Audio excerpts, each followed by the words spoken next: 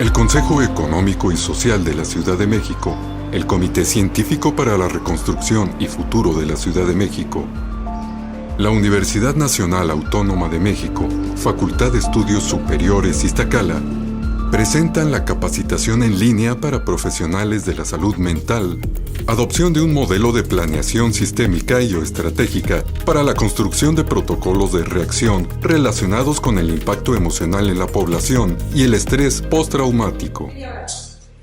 Vamos a hablar ahora de un piso básico del enfoque teórico del que partimos. Si bien es cierto que en el curso abordaremos al menos entrevista motivacional para que puedan saber ser mejores guardianes, hablaremos principalmente del tratamiento de estrés agudo, de estrés postraumático y hablaremos de resiliencia, es buena idea recordar desde esta perspectiva cómo vemos la psicoterapia. Entonces, estos principios de la terapia cognitiva están retomados del libro de Judith Beck, de Editorial Geriza, y son 10 elementos importantes que nada más hay que tener en cuenta para hacer, digamos, el encuadre o el enfoque teórico básico de cómo haremos psicoterapia. Entonces, ¿cuál es el primer principio de la terapia cognitiva? Que la terapia cognitivo-conductual se fundamenta en una formulación dinámica del paciente y sus problemas planteados en términos cognitivos. Yo hace un rato les explicaba que nosotros desde la terapia cognitiva vemos a la persona como si fuera, digamos, una computadora y que la información que está a su alcance la procesa de maneras distintas. Entonces, por ejemplo, cuando vives un evento altamente estresante, aprendes a estar atento a ciertos estímulos a diferencia de otros. Entonces, cuando llegas a un edificio, llegas y tu computadora, digamos que tiene una carpeta donde dice cosas que no se te pueden pasar cuando vayas a un lugar nuevo. Checa dónde está el baño, checa dónde está la salida de emergencia, en qué piso estás, es una zona sísmica, dónde es el lugar de evacuación. Especialmente, esto se activa después de un evento altamente estresante. Normalmente, tenemos varias carpetas, carpeta de lo agradable, carpeta de lo desagradable, carpeta de lo que soy bueno, carpeta de lo que no soy tan bueno. Pero cuando pasa un evento estresante o traumático como un sismo, a veces es de una manera muy burda, es como si un virus entrara a tus carpetas y les hiciera bolas. Entonces tal vez lo que antes era muy seguro para ti, que era tu casa, lo cambia a cosas muy peligrosas. Entonces, ¿qué hay que hacer? Hay que reformatear ese disco, ¿no? Hay que meterle un antivirus. Entonces, más o menos así, la terapia cognitiva ve a las personas que todo el tiempo estamos procesando la información que nos ocurre y que tenemos un sesgo para ver la realidad. Si somos especialmente, por ejemplo, ansiosos, tenemos algunos estilos más pulidos que otros, en donde somos muy buenos para anticiparnos a las cosas, para adelantarnos a las cosas. A veces nos adelantamos demasiado, a veces hacemos interpretaciones catastróficas, a veces inclusive desproporcionadas de la realidad. Pero cuando vamos a trabajar o cuando conocemos a alguien, estamos mucho más, por ejemplo, tenemos síntomas físicos más importantes, estamos mucho más alertas y más preocupados porque nos acepten, estamos muy preocupados por nuestro propio desempeño, etc. Entonces, vamos a ir hablando durante el curso que esta es la manera general como vemos a las personas y que intentamos identificar que de manera general no es el sismo lo que hace que la persona se haya sentido mal, sino, decíamos hace rato, lo que sacudió, las creencias que sacudió el sismo a partir de términos cognitivos. Entonces puede ser que a partir del sismo empezó a ver las cosas de una manera, diríamos en terapia cognitiva, distorsionada, no realista, sesgada. ¿Okay? Vamos a irlo viendo poco a poco. El segundo principio dice que la terapia cognitiva requiere de una sólida alianza terapéutica. Entonces esto quiere decir que, si bien es cierto, tiene mucha evidencia, siempre la relación terapéutica ayuda muchísimo y cuando uno está absolutamente comprometido, tanto como el usuario, el paciente, la persona, funcionan las cosas mejor. Aaron Beck utiliza dos metáforas que a mí me gusta mucho citar, que son, cuando tú vas a una clase de violín y es un gran maestro de violín, tienes que tomar esa gran clase y luego tienes que practicar todos los días 2 horas. Pero si nada más vas a la clase, no es suficiente, porque dominar el violín es muy difícil. Lo mismo pasa para la terapia. Tú vas a venir 1 hora conmigo, tengo una consulta externa muy saturada, tal vez te vea dentro de 2 meses o dentro de 1 mes o más tiempo. tú tienes que practicar todos los días lo que yo te voy a pedir. Y cada vez que vengas, a veces en los consultorios de terapia cognitiva no hay una silla y un sillón, hay una mesa, porque te sientas a trabajar 1 hora. Yo pongo todos mis recursos a tu alcance y tú también, para que esa alianza funcione, tienes que venir, estar listo para participar, hacer tareas, comprometerte, ¿no? Y no nada más esperar que con el desahogo va a ser suficiente. Usa otra metáfora que tiene que ver con un piano. Entonces es como si tu problema de trauma, por ejemplo, o de estrés, es muy pesado y ese piano solamente lo podemos cargar entre 2 personas porque es muy pesado. Si yo lo suelto faltando, nada más escuchándote, no te dejo tareas, no te entreno en técnicas, se te cae el piano encima. Si tú dejas de venir, si no haces la tarea, si tú no practicas todos los días, no puedes con ese piano. Entonces, hay que intentar transmitirte, a diferencia de otros tipos de psicoterapias, hay que hacer una buena alianza y que es una terapia bastante activa. ¿De acuerdo? Sí. O sea, el tercer principio tiene que ver con esto que les decía, la colaboración y la participación activa. Creo que ya lo dije un poco en el principio 2, ¿no? Principio 4, la terapia cognitiva está orientada hacia hacia objetivos y centrada en problemas determinados. Esto quiere decir que, si bien es cierto que hemos dicho a lo largo del curso que uno no es más que con sus circunstancias, con su familia, con su infancia, también es cierto que nosotros tenemos que intentar apoyar a la persona en una modalidad breve y que es mejor si tratamos de establecer objetivos en términos medibles, cuantificables, observables. Entonces, en el caso, por ejemplo, de los niños, tal vez podemos decir, si yo tomo un video de cuando ya no tiene síntomas de estrés postraumático, ¿qué vería yo en ese video? Pues que ya hago esto, porque les es difícil, ¿no? O tiene que haber 3 cosas que quieres que cambien en tu vida después de que hayas trabajado trauma. Pues que regrese a mi casa, que 3 veces por semana pueda irme de pachanga, que me pueda ir a dormir a casa de mis amigos, que no tenga síntomas de ansiedad, o que tenga ansiedad del 1 al 10 como un 2 o 3, pero no pase de 5. Entonces, es mucho mejor que además a las personas a las que atendemos les gusta saber que ese proceso tiene un fin y que vamos a tener criterios objetivos de cuándo podemos darlo de alta. Y a veces intentamos al menos nada más seleccionar 3 objetivos, ¿no? A ver, dime 3 cosas que quieres cambiar y que pueda medir en términos del 1 al 10, o qué tan frecuentes al día, o qué tan frecuentes por semana, o con cuánta intensidad. Y cuando hayas logrado eso, yo semana con semana, o cada vez que yo te vea, voy a ir revisando cómo va ese objetivo para ver si ya estás listo, para que en 10 o 12 sesiones podamos concluir el proceso. Hay personas que, además de los síntomas de trauma o de estrés agudo, puede ser que tengan algunas cuestiones más complicadas, trastornos de la personalidad. Entonces, claro que las personas necesitan un trabajo mucho más importante, probablemente no podamos hacerlo y, obviamente, se les puede explicar, ya corregimos estos síntomas, pero tú necesitas un trabajo de mucho más tiempo, un objetivo más amplio y sería momento tal vez de buscar otra opción de tratamiento, ¿no? Y hay que ser también claros cuando eso ocurre. Aquí sigue, por favor. Pues el principio 5 dice que la terapia cognitiva inicialmente destaca el presente. Entonces, casi siempre una buena pregunta es decirle a la persona, en la última semana, ¿qué problema tuviste o qué situación se volvió a presentar que es difícil para ti salir adelante o te cuesta mucho trabajo o es emblemática de la problemática que me presenta? Entonces, a ver, ¿dónde estabas? ¿Con quién estabas? ¿Qué hora era? Entonces, empezar a identificar, a ver, cómo se da la conducta, qué pasa antes, qué pasa durante, qué pasa después, qué la sostiene, porque eso nos ayuda desde las primeras sesiones. Si bien es cierto, les decía, claro que importa cómo me criaron y claro que importa cómo crió mi abuela o mi abuelo o mi madre, claro, pero también es cierto que podemos trabajar con eventos que ocurrieron en los últimos 8 días y tal vez ese evento refleja muy bien lo que ocurre muchas veces en otros contextos o en otras circunstancias.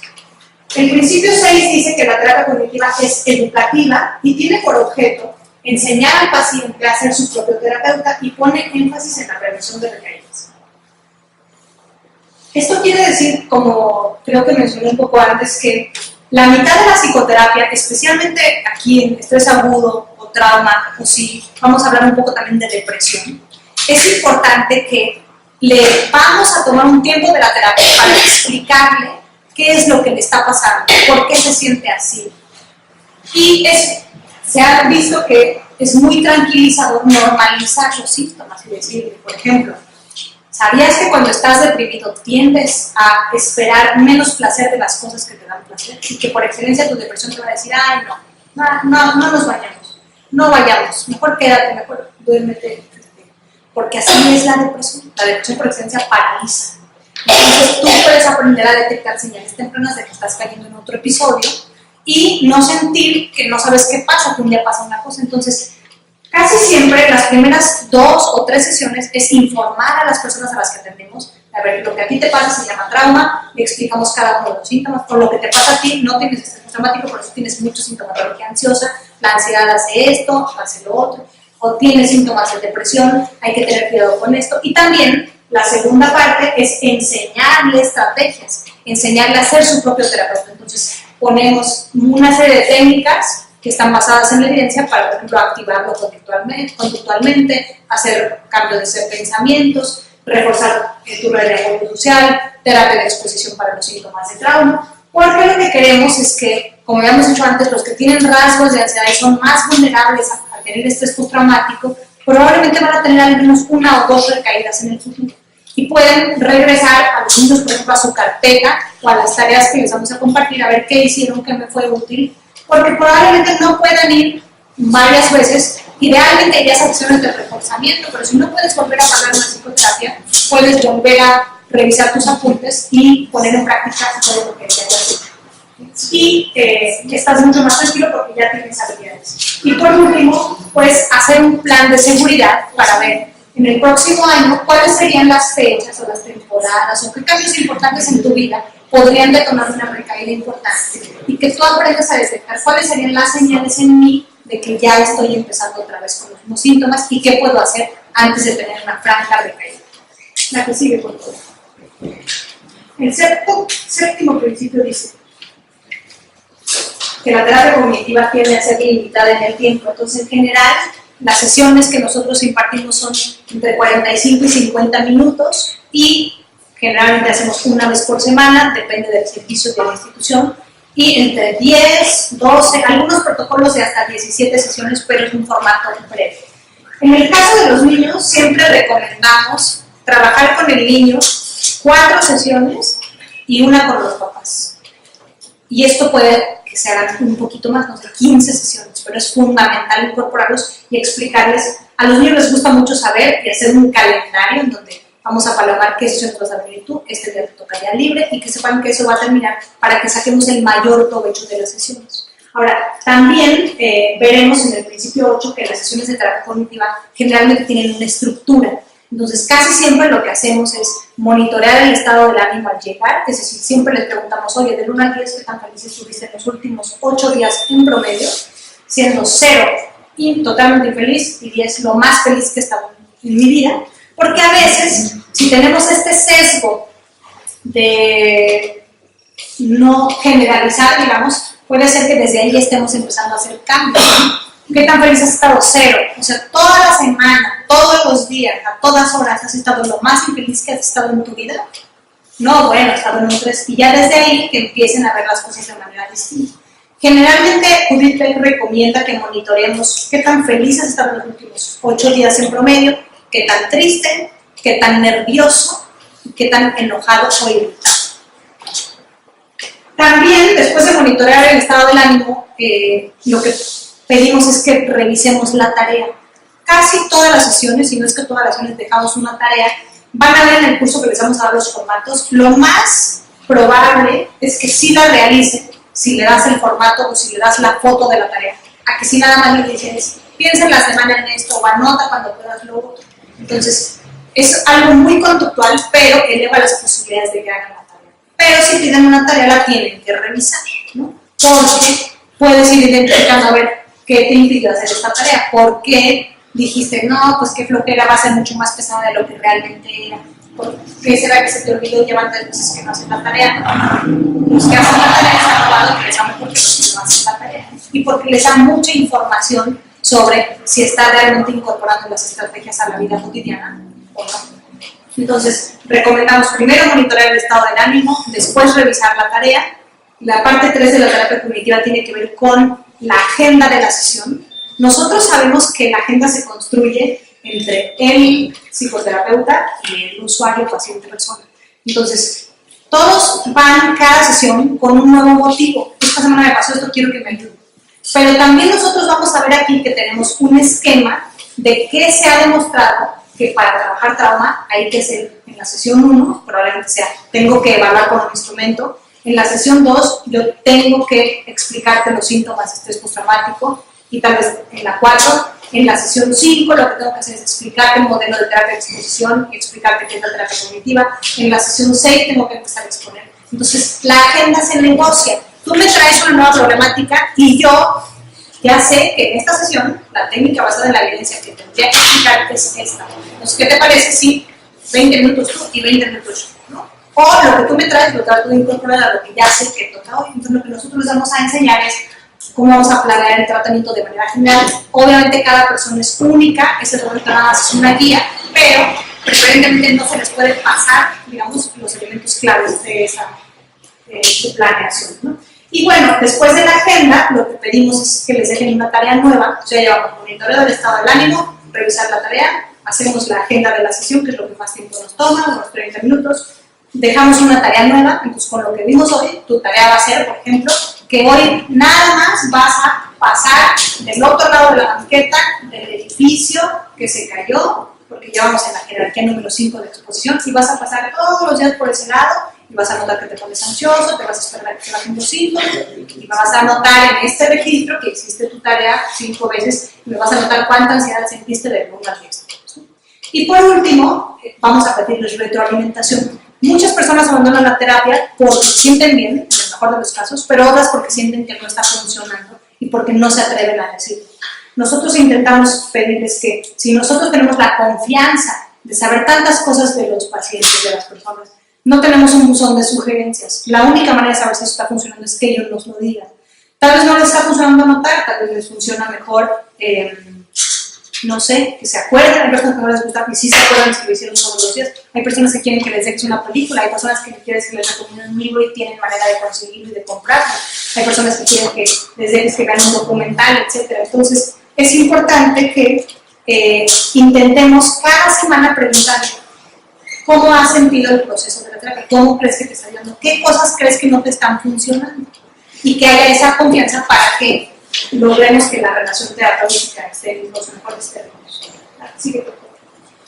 El principio 9 dice que la terapia cognitiva ayuda a los pacientes a identificar y a evaluar sus pensamientos y comportamientos disfuncionales y actuar en consecuencia. Entonces, nuestra hipótesis tiene que ver con usar un poco el método científico. Vamos a irnos por partes. Normalmente, cuando nosotros vivimos un desastre natural, digamos, tenemos ahí toda la información y a partir del desastre natural podemos hacer una hipótesis, que es, hoy tembló por mi culpa porque hoy en la mañana estaba muy enojado con mi mamá y dijo, ojalá te mueras, y ese pensamiento por sí mismo tuvo la fuerza de generar un temblor, se cayó el edificio y se murió mi mamá. Es una hipótesis. Otra hipótesis puede ser, hoy tembló porque hoy las placas decidieron moverse nunca sabe cuándo. Hoy fue, aunque me peleé con mi mamá, aunque sea 19 de septiembre. Esa es otra hipótesis. Tercera hipótesis, hoy tembló, no sé qué otra razón puede existir, ¿no? Porque tocaba que temblara para recordar, otra vez pensamiento mágico, porque tocara a los humanos que nos recordara que hay que estar atentos porque hoy es 19 y que no nos olvidáramos, que nos volviéramos a capacitar los psicólogos. No sé. Cuarta hipótesis, hoy tembló, no sé por qué, pero hoy tembló, ¿no? Hoy tembló porque ayer hubo un tsunami y entonces obviamente esto de las placas ha sido de encadenamiento y por eso tembló. Entonces normalmente el método científico dice que primero observas un fenómeno, haces una hipótesis, lo pones a prueba y haces una ley, ¿están de acuerdo? Más o menos así va el método científico. Es muy optimista, pero eso intenta hacer el principio. A veces sacamos conclusiones equivocadas de las cosas que nos ocurren. La ansiedad por excelencia se adelanta a las cosas. Entonces, si fenómeno, yo viví un desastre natural que es el sismo.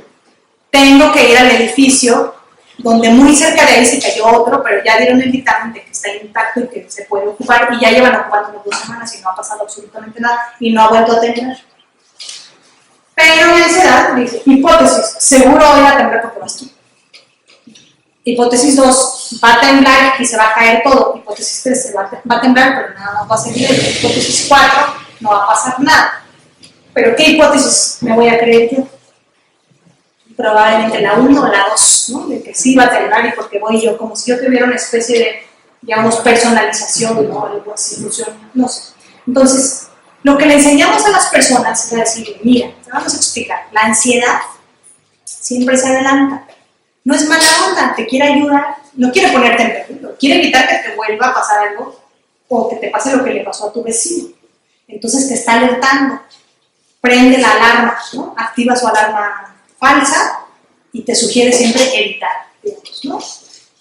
Siempre te va a mandar una serie de hipótesis o pensamientos automáticos, que son, seguro se va a caer, y que tal que tiembla, y si tiembla no puedo salir, o va a ser que te imagines que ya se cayó, o te imagines muerto y digas mis hijos y todas mis metas que quería lograr. Pero así es la ansiedad. Te va a mandar 5 o 6 pensamientos automáticos o imágenes y después tú vas a aprender primero, dice, a identificar que así es la ansiedad. Cuando hay un estresor se te activan una serie de pensamientos, la mayoría de las veces son un poco desproporcionados. Nada más date cuenta, así es mi ansiedad. Y luego vas a aprender a evaluarlos. Entonces, a ver, ¿qué posibilidades hay de que se caiga? Del 1 al 100, ¿qué tanto creo que ese pensamiento es verdad? Pues cuando estoy ansioso, 100%. Pero cuando no estoy ansioso, ya hicieron el dictamen, llevo un mes funcionando en el edificio, no, nadie le ha pasado nada. Entonces, aprendes a evaluar tus pensamientos, porque la hipótesis de la terapia cognitiva es, si yo pienso que seguro se va a caer el edificio, voy a pasarla muy mal, voy a sentirme físicamente muy mal.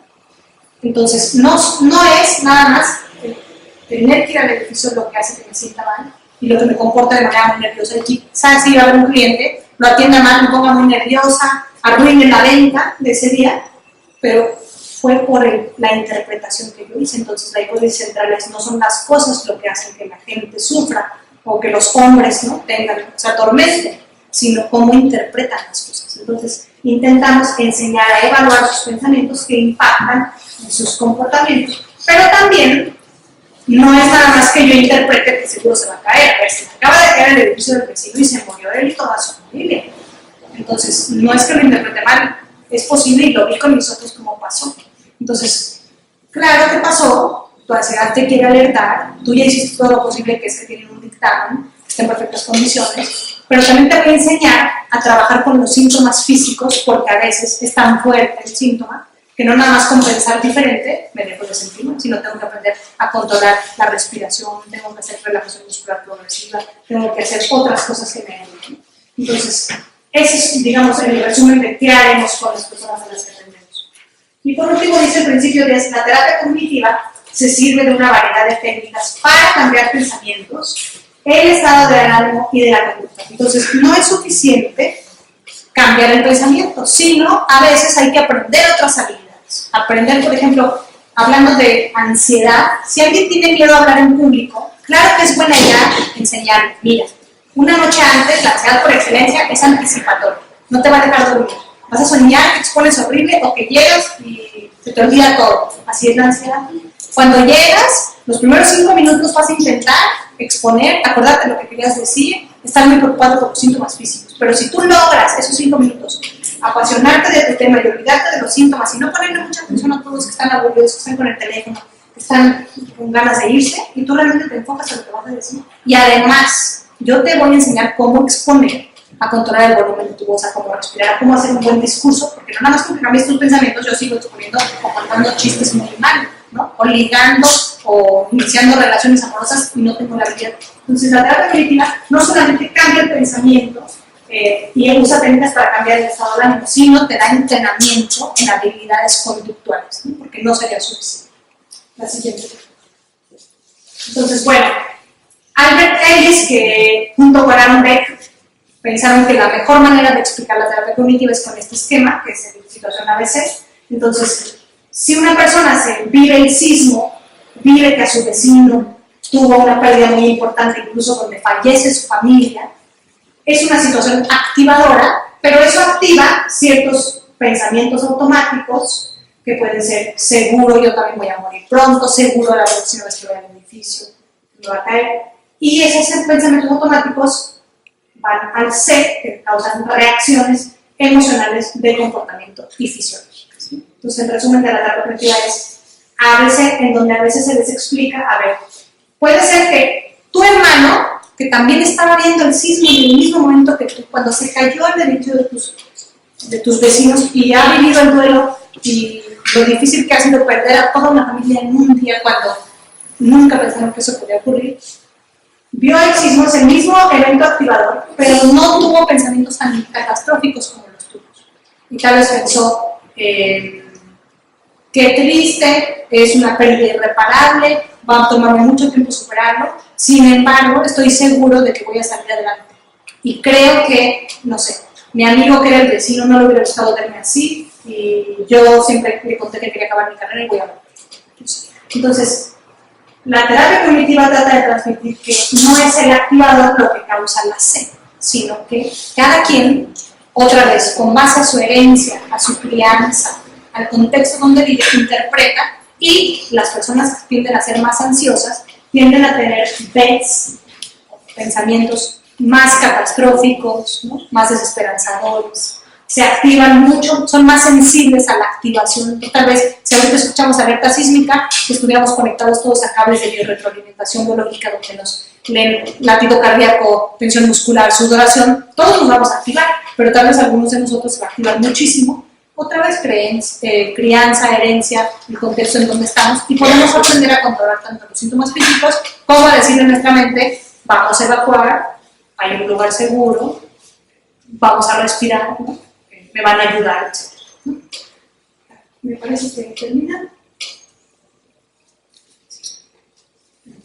Aquí damos un ejemplo relacionado con la dirección. Es un ejemplo sobre una estudiante que abre el libro. Yo más bien quiero, porque estamos en el asunto de ansiedad, el que tiene ansiedad ante un examen y que abre el examen y que se le olvida todo, es el evento activador. Puede ser que se quede hasta congelado porque está aterrorizado, entonces obviamente va a sentir mucho malestar, va a querer. Hay gente que entrega el examen, ¿no? Lo lee, lo entrega, ya no hace ningún intento y físicamente se siente muy mal. Vamos a hablar sobre el modelo que usamos en primeros auxilios psicológicos el año pasado en la crisis Tacada. Lo repasé brevemente, es un modelo que está basado en una intervención en la Universidad de Barcelona.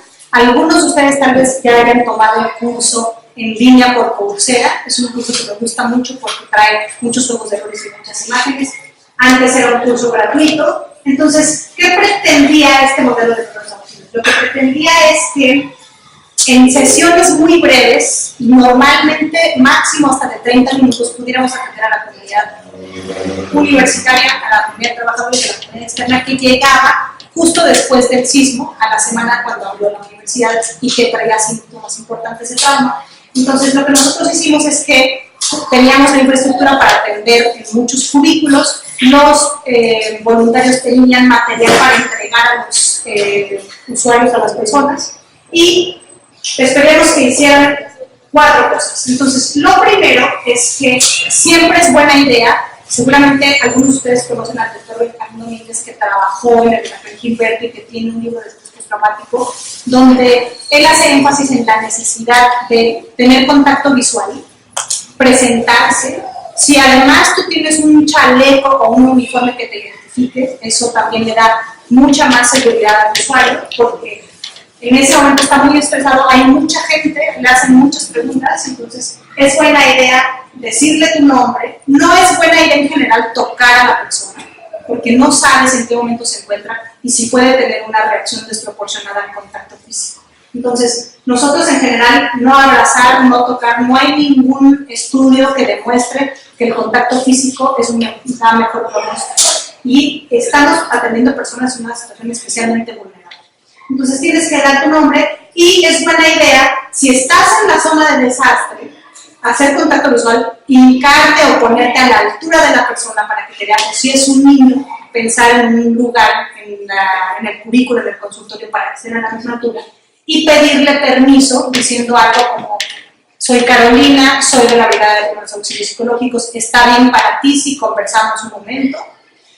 Entonces, y también por cuestiones éticas, ¿no? Tiene que haber un consentimiento para la intervención. Puede haber personas, y están en su derecho, el primer derecho de los pacientes es a no recibir la atención. Entonces, hay personas que se sienten cómodas si les pides que se sienten. Idealmente la idea sería tener un lugar provisto y si pueden tener algo de privacidad y que esté lejos del lugar del evento mejor. Hay veces que no tenemos esa infraestructura, estuvo haciendo mucho trabajo en la calle. Ahora, hay personas que no se sienten cómodas porque están muy activadas y porque sienten esa necesidad de caminar, de moverse. Hay que recordar que por excelencia el estrés te prepara para enfrentar situaciones de vida o muerte.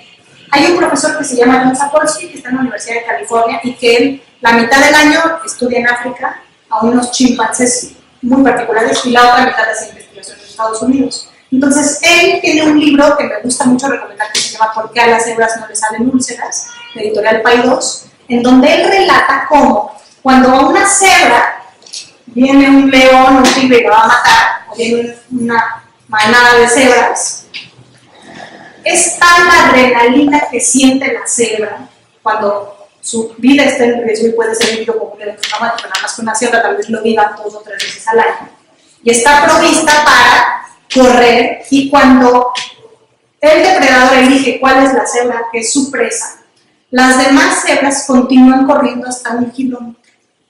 ¿Eso qué hace? Que todas las sustancias químicas que tú segregaste para salvarte de estos de vida o muerte, las aprovechas, las descargas. ¿Y nosotros qué pasa cuando vivimos algo estresante? Secretamos adrenalina. Entonces, a mí me gusta mucho explicar esta idea que he ido trabajando con los años, que es un modelo de afrontamiento intraversión de Donald Meickenbaum, en donde él habla de cómo cuando un gato ve a un perro, le pasan cosas en su cuerpo. Entonces, cuando un gato ve a un perro y está en una situación de peligro, le late mucho el corazón, le baja la temperatura, tiembla. Si está muy nervioso, su cerebro lo que le dice, mira, no es momento de bailar o de platicar, es momento de correr. Entonces, su cerebro le dice a sus intestinos, hay que vaciarse ahorita, tienes que estar lo más ligero posible.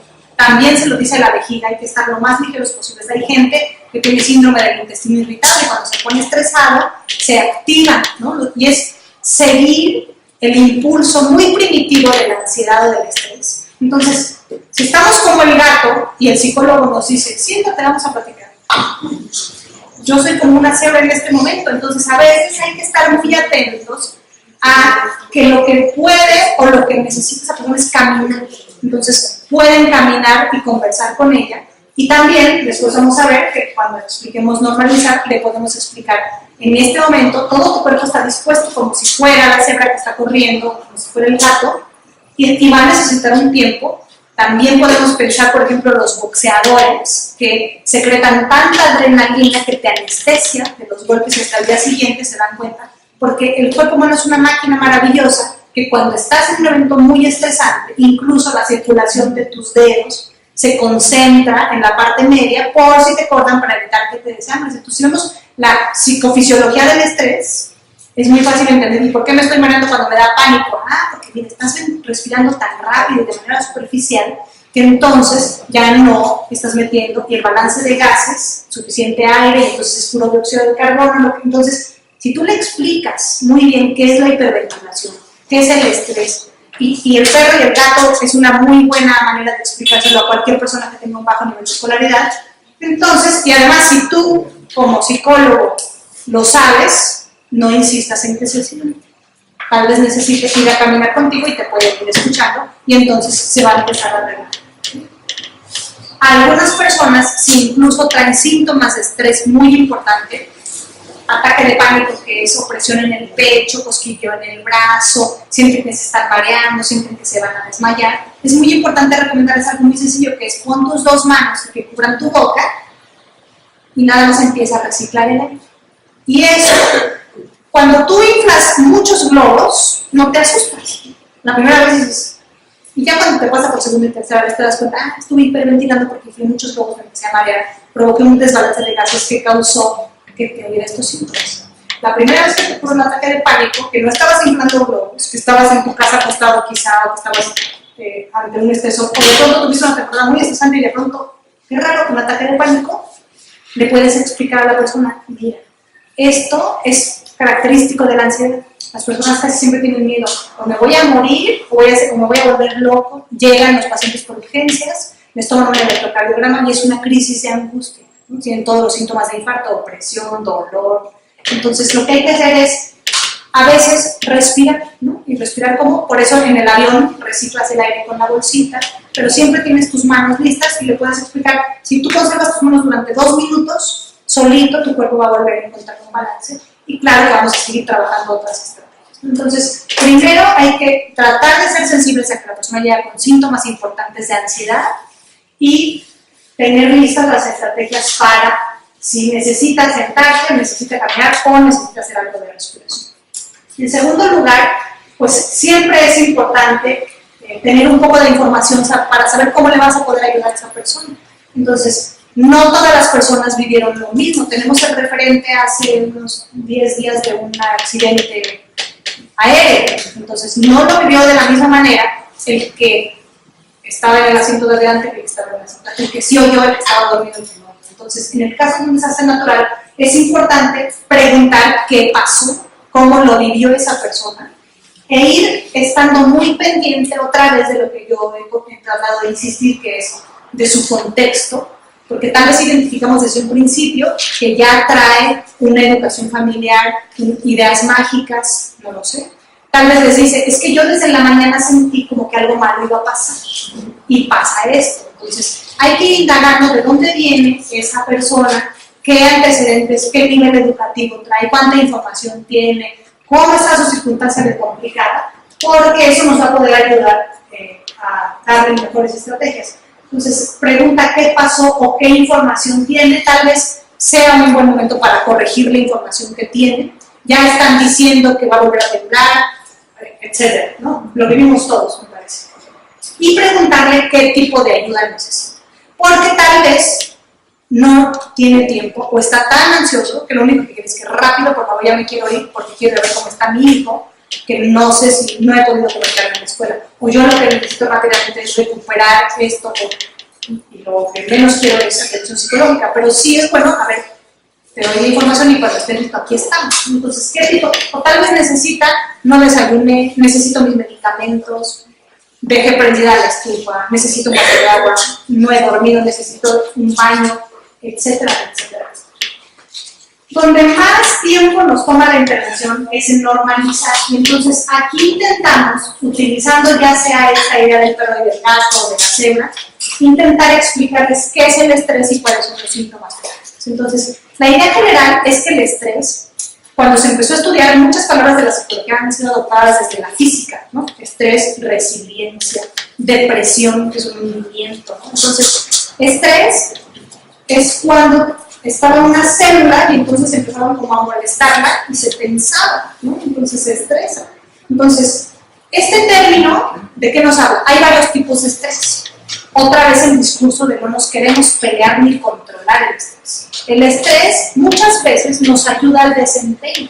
Hay personas que nos gusta una noche antes sentir la emoción de que mañana hay que entregar el trabajo y lo dejamos pasar y estamos mucho más atentos y más concentrados y con la presión. Hay personas que no nos gusta. Entonces, hay varios tipos de estrés. Hablamos de estrés positivo y estrés negativo. Entonces, el estrés nos ayuda al desempeño. Tal vez, si nos ponen una multiplicación que esté a nuestro nivel o un poquito más difícil, es un desafío. Y levanta la mano, ¿quién quiere pasar a hacer la multiplicación? Y muchos niños levantan la mano. Pero si ponemos una multiplicación de 10 dígitos, le decimos a unos niños de 15, ¿quién quiere pasar a la multiplicación?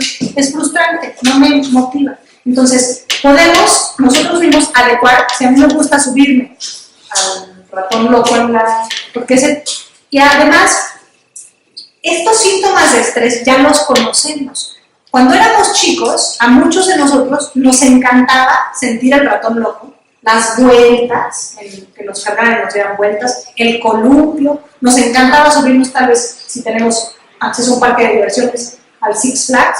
Entonces, estas sensaciones eran agradables y hay gente que le gusta seguirse aventando del bonche, ¿no? Sin embargo, algo pasa con la vida adulta porque a veces empezamos a creer que esas sensaciones están asociadas no con algo agradable, sino con me estoy enfermando, me voy a infartar, me voy a morir. Entonces, en el caso, por ejemplo, del miedo muy intenso, hay gente que no nada más le tiene miedo a la rata o a las alturas, sino a la desagradable sensación que siento cuando vienen y me van a inyectar, ¿no?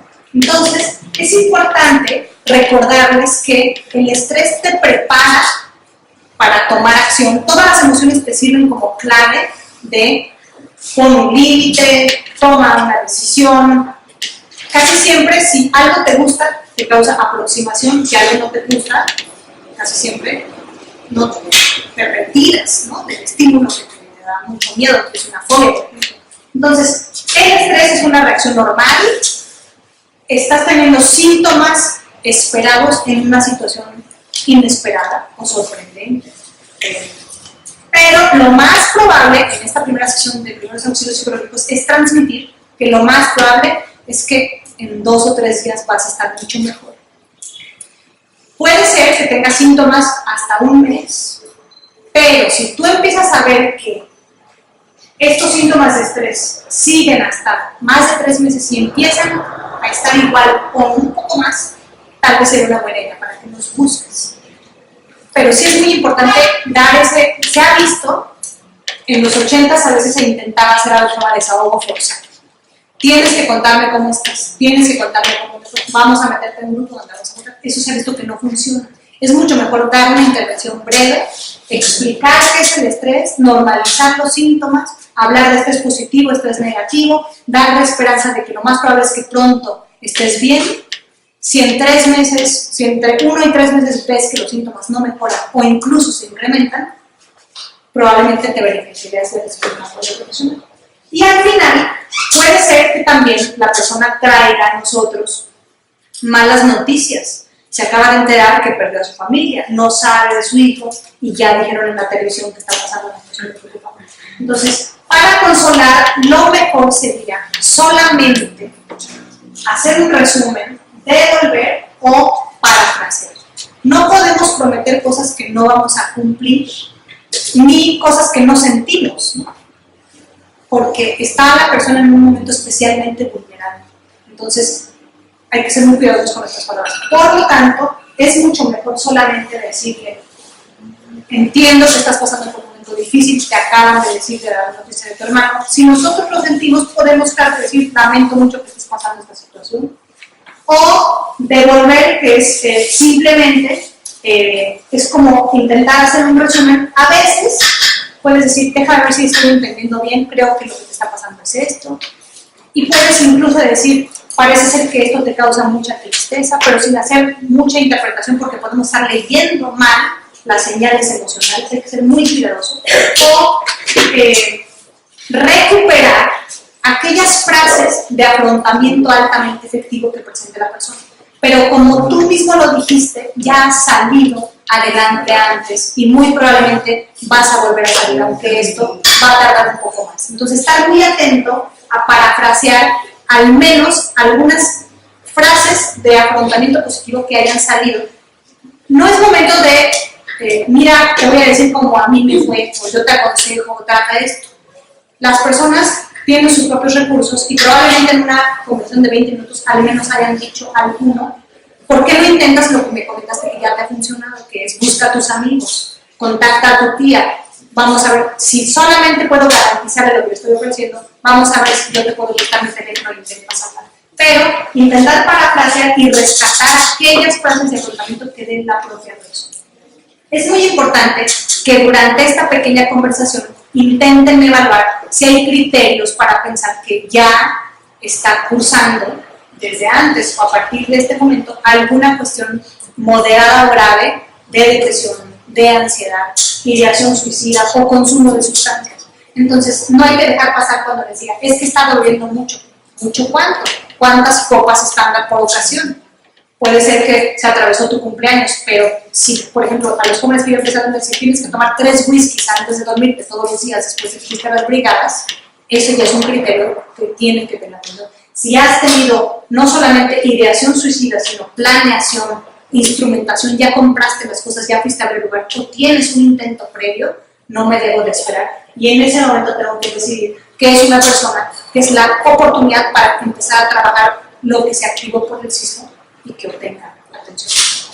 Y en los demás usuarios lo que hacíamos, que vamos a ver en otro video, es les damos un folleto donde les explicamos un ejercicio de respiración, que es muy sencillo, y recursos que podrían ellos o alguien de su familia acercarse para verse si es que en 3 meses las cosas no mejoran o por